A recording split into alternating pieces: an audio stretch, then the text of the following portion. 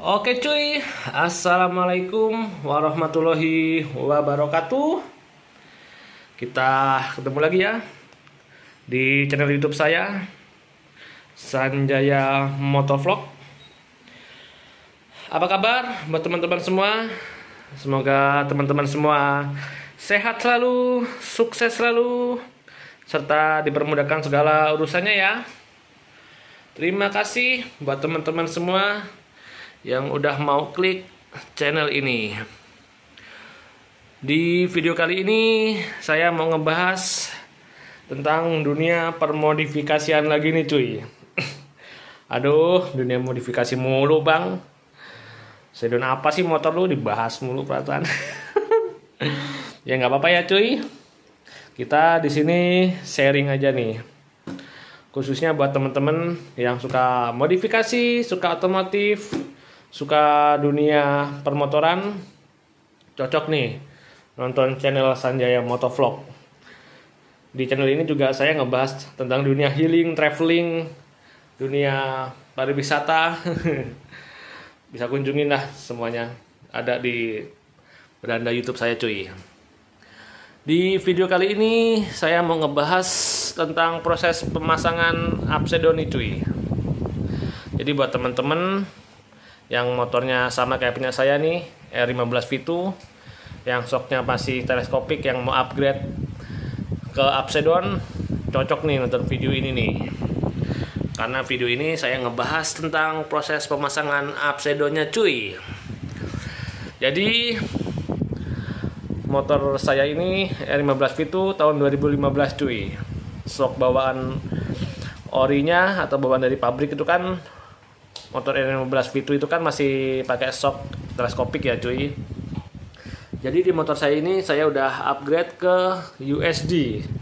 Ini saya pakai punya R15 V3. Nah, kalau motor R15 V2 pakai shock USD itu kan perlu rubahan cuy. Kenapa kok perlu rubahan? Ya karena itu kan bukan shock bawaan orinya, nggak PNP. Kalau dunia modifikasi itu bahasanya nggak PNP ya. Nggak tahu deh artinya apa itu. Paksa kali ya. Nggak PNP, jadi itu butuh penyesuaian cuy. Nah di video ini saya mau ngejelasin apa aja sih yang perlu disesuaikan, perlu dirubah.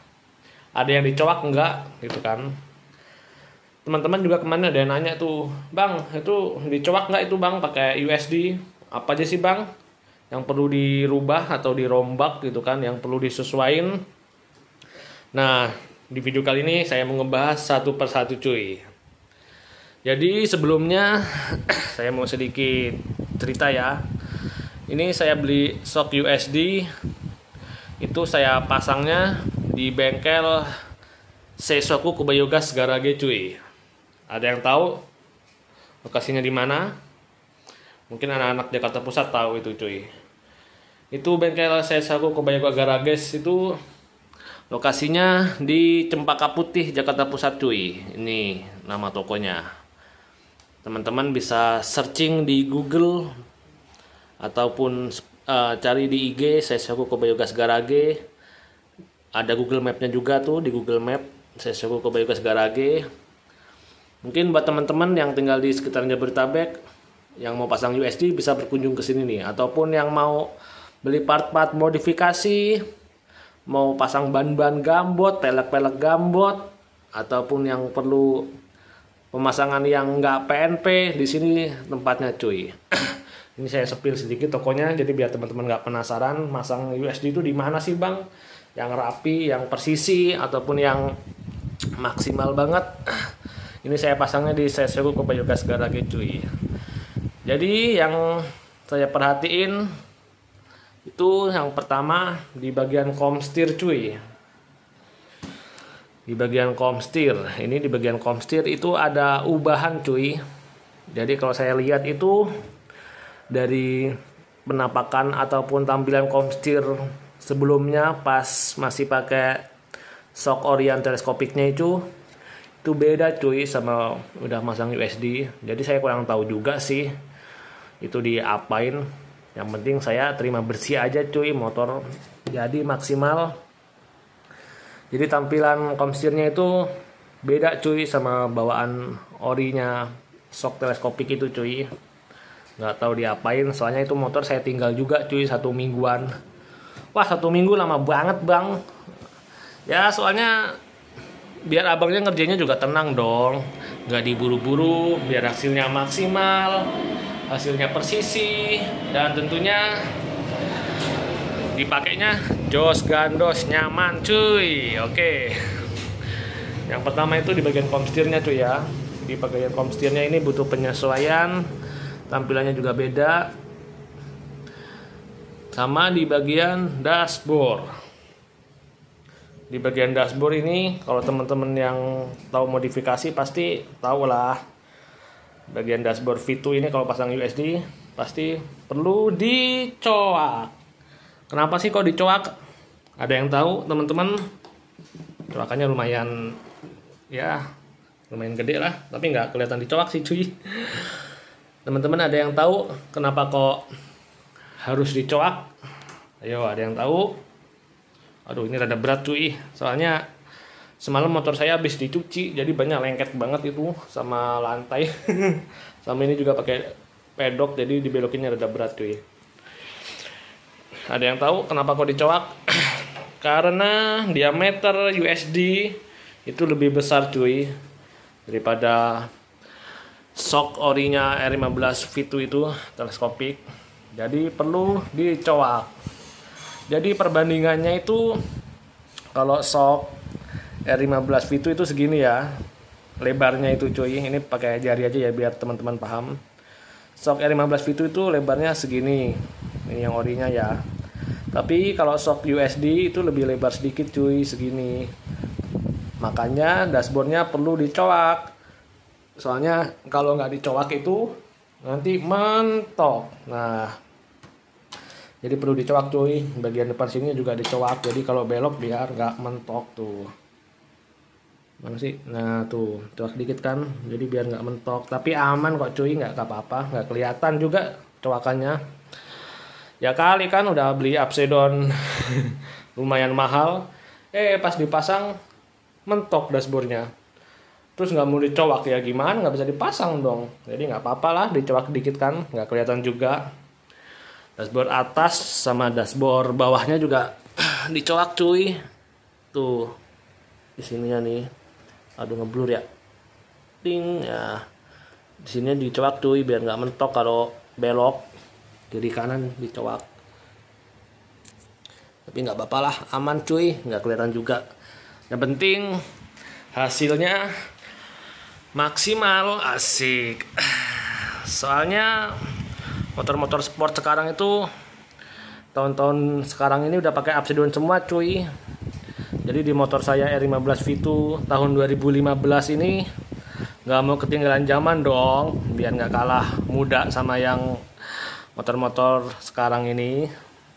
Jadi saya ganti Upsidon cuy. Tampilannya juga lebih racing look dan lebih maksimal tentunya. Biar bisa disenggol dong 2023. Pakai USD dong. Biar nggak kalah sama R15 V3 ataupun R15 V4 dong. Asik. Maksimal kan cuy. Sama bagian apa lagi ya yang perlu dirubah ya? Nggak banyak sih cuy sebenarnya cuy. Yang penting mekaniknya masangnya pas persisi aja sih sebenarnya. Cuman butuh coakan sama di bagian komstir ini butuh penyesuaian cuy. Oh iya sama kontaknya nih. Ini kan saya beli shock USD R15 V3 ini kan satu set ya cuy. Jadi dapat stang, dapat full set pengereman, dapat kontak. Tapi kalau kontaknya nggak saya pakai cuy. Soalnya kenapa? Kenapa nggak dipakai? Ada yang tahu? Soalnya kalau ganti kontak V3 kuncinya kan juga harus ganti. Nah kalau buka tutup tangki bensin, kalau kuncinya masih pakai punya R15 V3 nggak bisa dong dipasang di sini.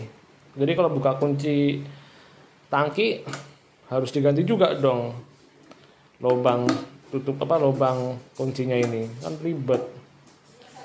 Sama joknya juga nih perlu diganti. Gimana? Jadi nggak saya ganti cuy. Sama ini triple camnya juga saya pakai punya R15M cuy. Gimana tampilannya? Lebih kece nggak sih? Sama segitiga punya R15 V2 sebelumnya cuy. Beda kan cuy? Kalau teman-teman banyak yang ngomong sih ini pakai punya R15 V4 ya cuy, dengan sebenarnya bukan punya R15 V4 sih cuy. Kalau teman-teman tahu itu punya R15 V4 itu tampilannya sama kayak punya R15 V3 cuy. Kalau yang ini tuh punya R15M cuy, R15 limited edition. Jadi tampilannya kayak gini nih, tuh. Lumayan sporty kan cuy. Sama stangnya juga nih, ini saya ganti punya R25 New. Kenapa bang kok nggak pakai punya V3-nya aja bang? Soalnya kalau punya V3-nya itu saya kurang suka sih. Di bagian besi sininya itu rada tinggi cuy. Rada tinggi ke sini nih. Jadi kurang apa ya? Kurang kelihatan underyoke lah. Padahal mah dia underyoke sih cuy. Cuman kan sininya tinggi ya. Jadi kesannya kalau dari atas itu kayak tanduk gitu ya, tinggi gitu. Saya kurang suka. Makanya ini saya ganti punya R25 New cuy. Kalau R25 New kan lebih sejajar ya sama segitiga atau sama triple camnya cuy. Jadi lebih persisi kan, lebih apa ya, bukan persisi ya, lebih apa ya, ya lebih kelihatan underyoke lah, lebih moge look kan tuh. Nah, jadi ini saya ganti juga cuy bagian segitiga sama stangnya cuy. Jadi lebih keren lah, lebih sporty.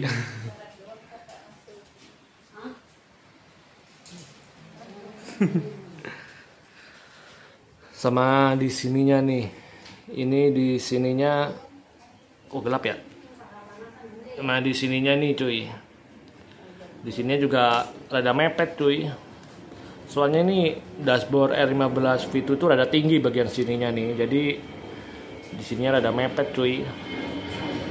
Tapi aman sih, nggak mentok. Bagian sininya juga nih. Di bagian kabel-kabel pengeremannya mepet tuh sama dashboard cuy. Saya kasih saran ke teman-teman sih kalau mau pasang USD, kalau kabel gasnya masih pakai Orion itu ganti aja yang punya gas spontan cuy, yang pakai gas spontan kayak gini nih. Soalnya itu kan kabel shock orinya itu kan modelnya di bawah gini kan ya. Jadi rada mentok deh kayaknya itu. Tapi nggak tahu juga sih ya. Kalau saya sih udah ganti gas spontan cuy. Kalau Orionnya nggak tahu deh mentok apa kagak tuh, mepet apa kagak tuh. Ya teman-teman kalau ganti siapin budget lebih aja lah. Kalau masih pakai gas bawaan orinya takutnya kan mentok aja sih.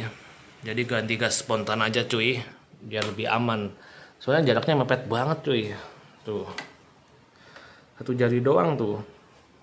Kalau orinya nggak tahu deh mentok apa enggak ya. Kalau ngeliat punya teman sih rada mentok tuh waktu itu. Jadi sininya rada kegores kan. Ya juga kan kalau pakai gas spontan kan lebih sporty kan cuy. Tuh, lebih racing look juga. Jadi biar lebih cakep sekalian gitu tampilannya tuh.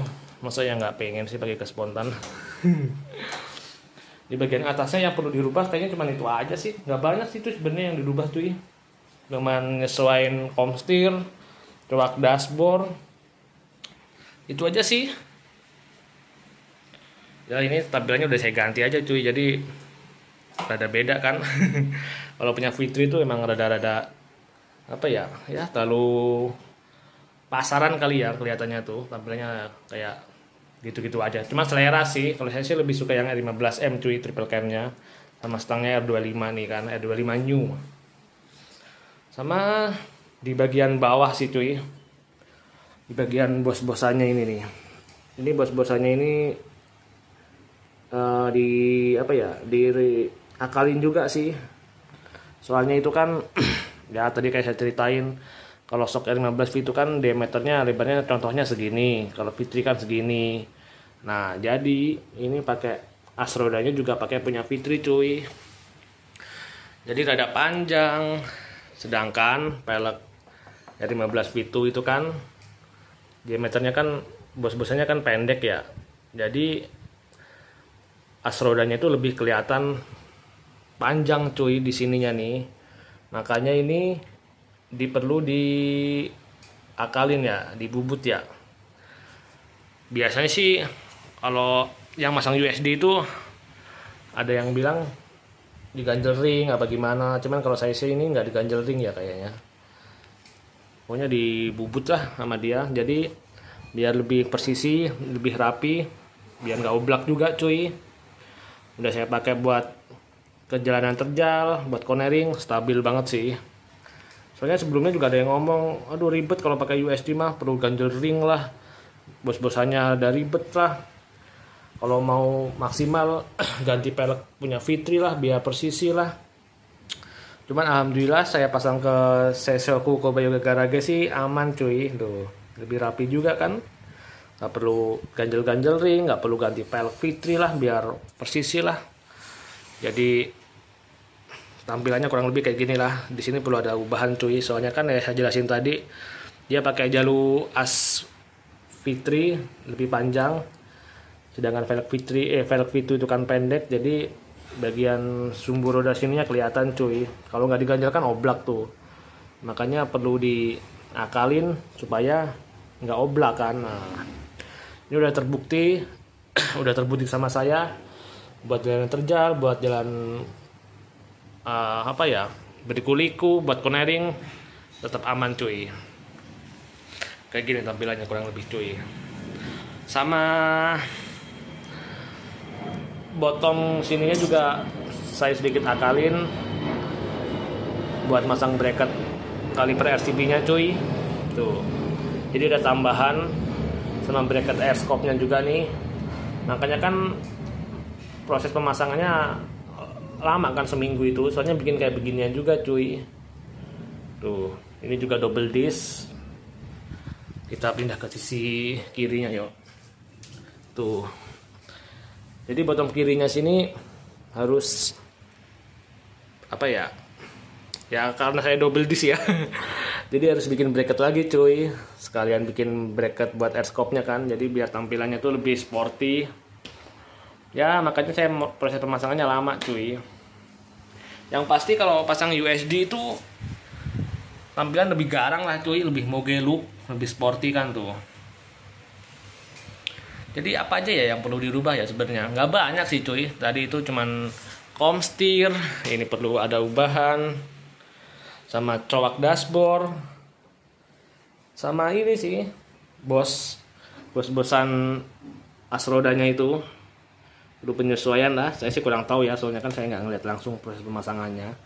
Jadi ya cuman diakal-akalin apalah biar nggak ganjel ring, biar nggak oblak gitu kan.